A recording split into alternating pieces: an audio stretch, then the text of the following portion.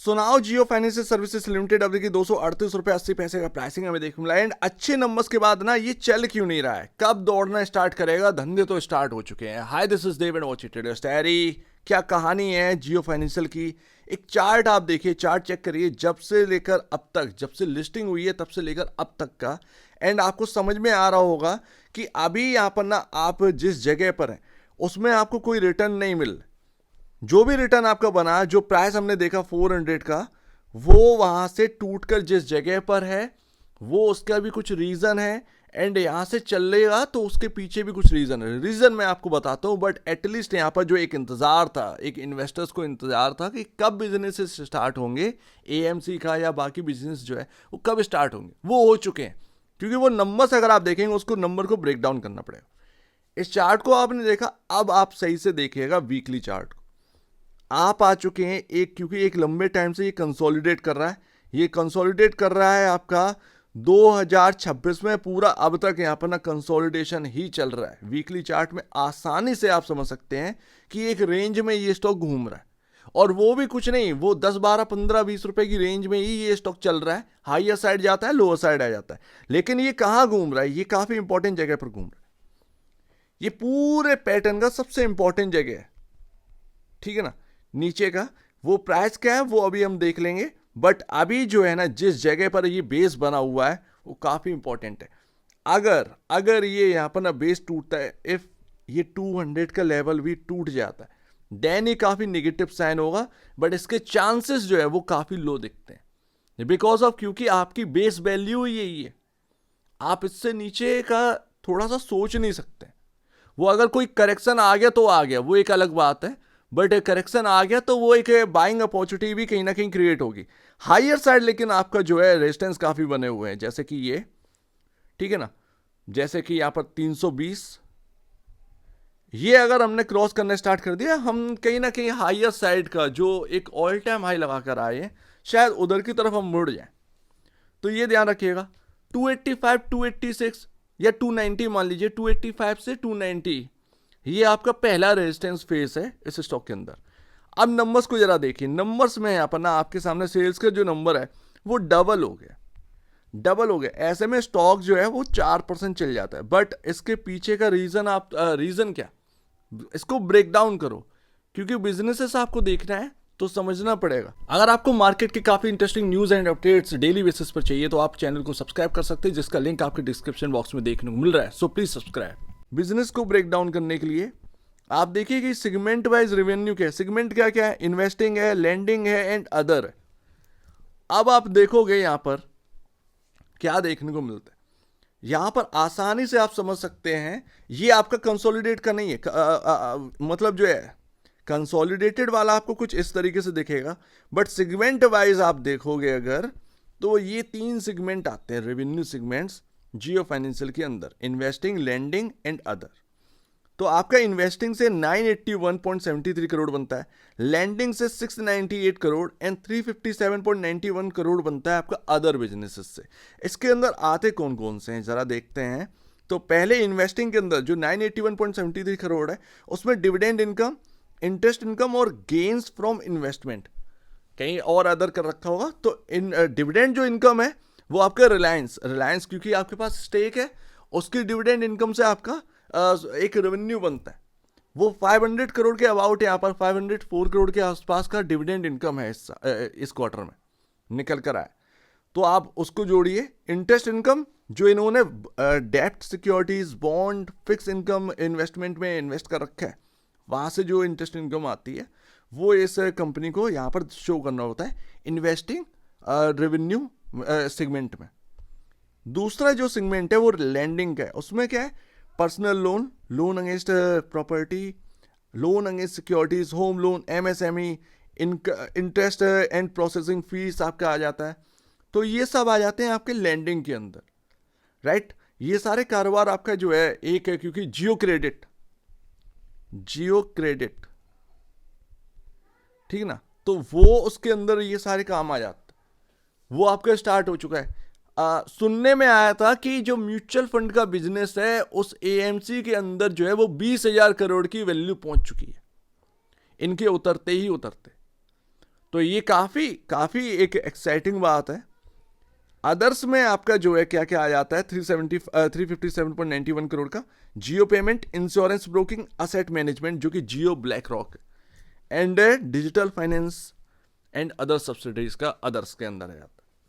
तो ये 357.91 करोड़ का आंकड़ा ये काफ़ी इंपॉर्टेंट है, आगे कितना यहाँ पर ना ग्रोथ लेकर आता है। दूसरा बात, लैंडिंग का कारोबार जो है वो कितना इंक्रीज हो रहा है। लेकिन होपफुली एक लंबे टाइम बाद हमने देखा कि बिजनेसेस स्टार्ट हो चुके हैं, ब्रोकिंग का बिजनेस भी स्टार्ट होना है धीरे धीरे कर वो सब यहाँ पर ना ट्रैक पर आते चले जा रहे हैं। अब आ जाओ यहाँ पर कंपनी की आज की डेट में प्रॉब्लम क्या चल रही है, स्टॉक बढ़ क्यों नहीं रहा है, थोड़ा समझने की कोशिश करते हैं। बड़ा आसान बात है। देखिए जो नंबर्स यहाँ पर आए, जितना यहाँ पर ना डबल हो गया आपका सेल्स का नंबर, उसमें 500 करोड़ अगर हटा दो वो डिविडेंड वाली, तो आपका ये बचता है, राइट। आप देखो वो इतना बड़ा नंबर नहीं है कि आपका जो है बहुत बड़ी वैल्यू आपके स्टॉक में लेकर आए। नंबर अच्छा खासा है, बिजनेसेस स्टार्ट हो चुके हैं, होपफुली वो हम समझ गए सारी चीजें, बट नंबर का आंकड़ा इतना बड़ा नहीं है कि भाई एक वैल्यू क्रिएट हो जाए। तो अभी थोड़ा सा वक्त है, ये नंबर्स को और थोड़ा सा इंक्रीज होने दीजिए, थोड़ा सा और बड़ा होने दीजिए। दूसरी बात आपका जो है 1,57,551 करोड़ का मार्केट कैप है, इसमें आप जो रिलायंस की स्टेक है वो उसकी बात करो ना, मेन वैल्यू अभी इस स्टॉक के अंदर उस स्टेक की है। तो अभी रिलायंस का जो स्टॉक है वो चल रहा है नीचे 1327 इसके आसपास चल रहा है। जब रिलायंस 1600-1700 पर पहुंचेगा तब आप बात करिएगा कि यहां पर आपकी जो वैल्यू है वो बढ़ रही है, क्योंकि उस स्टेक की वैल्यू बढ़ेगी ना, स्टॉक अपने आप ही दौड़ेगा। तो ये काफ़ी इंपॉर्टेंट बात है। अभी इसलिए नहीं बढ़ पा रहा है जियो फाइनेंशियल, बिकॉज ऑफ उसके पास रीज़न नहीं है बढ़ने का। उसके पास अभी जो बेस वैल्यू है, जो स्टेक की वैल्यू है, उस हिसाब से ही भाई जो रिलायंस का प्राइस चल रहा है उस हिसाब से ही इनकी वैल्यू बनी हुई है। जब तक रिलायंस वो 1600-1700 नहीं पहुंचेगा, ये स्टॉक जो है वो एकदम से जान नहीं फूकेगा स्टॉक। तो ये ध्यान रखिएगा, रिलायंस का बढ़ना है यानी कि आपका बढ़ना है, क्योंकि मेन वैल्यू तो अभी आपका वही है। अभी जो नंबर्स आए हैं, जिन बिजनेसेस से आपने स्टार्ट करे हैं, वो अभी इतना स्ट्रॉन्ग नंबर नहीं है कि आपका जो है जो वैल्यूएशन है वो एकदम से इंक्रीज करता है। जिस तरीके के नंबर है, चलो मान लो यहाँ पर ना आपका जो है 5,000 करोड़ का मार्केट कैप ऊपर कर दिया, तो इसमें स्टॉक कितना ही रन कर पाएगा। स्टॉक का आप देखिए ना वैल्यूएशन कितनी है, 30%, माफ करिएगा 3% ही शेयर ऊपर जा सकता है उसे। अगर 5,000 करोड़ का आपका इंक्रीज होगा मार्केट कैप, तो वो 3% ही सिर्फ ऊपर जा सकता है, यानी 3% ही आपका स्टॉक ऊपर जो है वो रह सकता है। तो ये आप बात समझो, एक बड़ी कंपनी, एक बड़ा साइज है जियो फाइनेंशियल सर्विसेज, अभी आपका जो है इतना आसान नहीं। दूसरी बात, पी रेशियो 76.24 चला है 25.31 के अगेंस्ट। खैर ये नंबर्स ना आप इजीली हम ट्रैक नहीं कर सकते, क्योंकि एक होल्डिंग कंपनी जब होती है ना तो मतलब कुछ इस तरीके की ही रहता है, बट आप बिजनेसेस से समझ सकते हैं। एंड आगे जो है वो इन नंबर्स पर ध्यान रखिए, ज़्यादा बेहतर है। प्राइस टू बुक वैल्यू तो 1.14 टाइम चल ही रहा है, तो आप अपने बुक वैल्यू के आसपास तो चल ही रहे हो, ठीक है ना। तो ये एक अच्छी बात है, पॉजिटिव बात है। जो भी अगर आज की डेट में पैसा लगा रहा है इन नंबर्स को देखकर, फाइनेंशियल इंडिकेटर, वो प्राइस टू बुक वैल्यू को देखकर तुम लगाओगे ना, काफ़ी हेल्प मिलेगी। 1.10 टाइम जो है ना प्राइस टू बुक वैल्यू, ये आपका बिल्कुल बुक वैल्यू जो है वो उधर ही है, ठीक है ना। तो आपको कोई बहुत महंगा या फिर बहुत महंगा स्टॉक नहीं मिल रहा, ठीक है। एक नॉर्मल वैल्यू, एकदम न्यूट्रल वैल्यू के आसपास स्टॉक मिल रहा है। बाकी अगर आप देखेंगे तो जो रेंज है उसकी बात करते हैं, जो इंपॉर्टेंट लेवल है उसकी बात करते हैं, जो मैंने आपको बताया था कि इंपॉर्टेंट लेवल हम आगे बात करेंगे 225 रुपये, ये आपका मिड पॉइंट है, ये ध्यान रखिएगा, ये इंपॉर्टेंट जगह। लेकिन राउंड फिगर में आपको 200 रुपये, क्योंकि वहीं पर बेस बना हुआ है इस स्टॉक का, 200 और 225 ये काफ़ी इंपॉर्टेंट रहता है जियो फाइनेंशियल के अंदर। लेकिन एक रेंज जो चल रही है वो क्या चल रही है, नीचे में 225, ऊपर में 238, माफ करिएगा 238 पर क्लोजिंग है, 246 ये आपका अपर लेवल है, 225 लोअर लेवल है, एंड ये स्टॉक इधर ही घूम रहा है। आप सोच रहे होंगे कि अच्छे नंबर आने के बाद एकदम से स्टॉक चला फिर एकदम से टूट गया, उसके पीछे का रीजन ये है, आप ये थोड़ा सा पैटर्न बनाइए, ठीक है ना।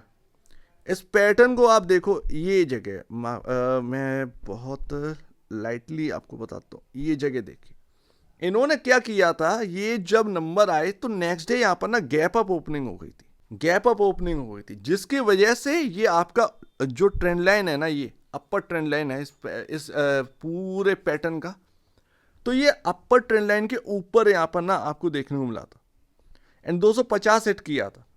लेकिन बिकॉज ऑफ, क्योंकि आप एक रेजिस्टेंस जोन है और आप एक लंबे टाइम से ये 246 के ऊपर निकल नहीं पा रहे, निकलते तो प्रॉफिट बुकिंग आ जाती, टिक नहीं पाता, ऊपर कंसोलिडेट करता है एंड वापस से वो उसी रेंज में आ जाता, तो वो गैप अप भी फेल हो गया एंड वो गैप अप फेल हुआ तो उस दिन भी बिकवाली आई। आप जो है सपोर्ट कहाँ पर लिए थे, आप लिए थे सपोर्ट इसी ट्रेंड लाइन पर, आप आसानी से देख सकते हैं, ठीक है ना। ये कैंडल का देखिए, ये सपोर्ट बिल्कुल ट्रेंड लाइन से, मैं जूम करके दिखाता हूँ, देखिए ट्रेंड लाइन से ही बिल्कुल नीचे जो लोअर लेवल है उधर आप देखो, जो लो है इस कैंडल का वो आप देखो बिल्कुल ट्रेंड लाइन की है। आज के दिन वो प्रॉफिट बुकिंग और कंटिन्यू करती हुई नजर आई। अब इंपॉर्टेंट क्या है, अब इंपॉर्टेंट ये कि चलो गैप जो हो गया था वो गैप फिल हुआ, ठीक है ना, वो गैप फिल हो गया। अब यहाँ पर क्या इंपॉर्टेंट बात है ऐसी, देखिए ये जगह आप ध्यान रखिएगा, 235 रुपये, 235 ये जगह काफ़ी इंपॉर्टेंट है। अगर घूमना होगा 235 से या 233 रुपये तक से ये स्टॉक घूम जाएगा, ध्यान रखिएगा। और यहाँ से अगर तेजी आई एंड वापस से हमने ये ट्रेंड लाइन क्रॉस करी एंड ऐसे में 246 अगर क्रॉस कर दिया, ये बहुत पॉजिटिव होगा स्टॉक के लिए, कहीं ना कहीं स्टॉक के अंदर ना स्ट्रॉन्गनेस वापस आ रही है, ये ध्यान रखिएगा।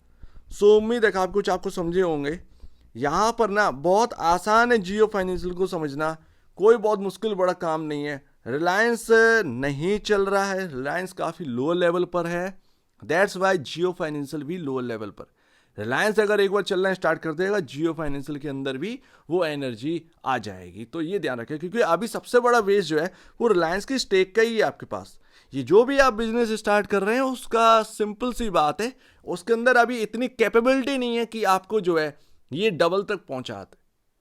धीरे धीरे वो नंबर्स जो है वो शार्प, वो इंक्रीज होने दीजिए, वो बड़े नंबर्स में तब्दील होने दीजिए, उसके बाद देखिएगा कि उसका वेटेज भी आपको मिल रहा है एंड उसकी वजह से आपके स्टॉक में भी वैल्यू क्रिएट हो रही है। बट इन नंबर्स में अभी जो है वो एक्साइटमेंट है, बट वैल्यू क्रिएशन का अभी यहाँ पर ना वो उतना कैपेबिलिटी नहीं है।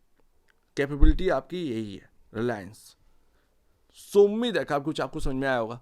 एक अच्छी जगह मिल रहा है जियो फाइनेंशियल स्टॉक, आप खुद भी देख सकते हैं एंड काफ़ी इंपॉर्टेंट जगह पर है।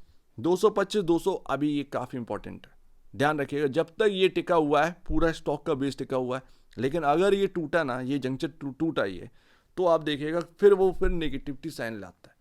लेकिन ऐसा होगा क्या, शायद वो रिलायंस की वजह से हो, अगर हो सकता है तो वो रिलायंस ही करवा सकते, क्योंकि अगर रिलायंस के अंदर वीकनेस आई तो यानी कि जियो फाइनेंशियल के अंदर भी वीकनेस आ सकती है। ऐसे में ये खतरनाक हो जाता है। 225-200 का प्राइस जो है, ये जो रेंज है, ये थोड़ा सा आपका जो है खतरे में आ जाती है। सो उम्मीद है कि कुछ आपको समझ में आया होगा। एक बार निवेश से पहले या बेचने से पहले अपने ब्रोकर वैसे जरूर सलाह लीजिएगा। खुद की स्टडी करेगा, उससे बेहतर कुछ भी नहीं, खुद की स्टडी मस्ट है। तो अब दीजिए वीडियो देखेंगे, बहुत धन्यवाद दोस्तों।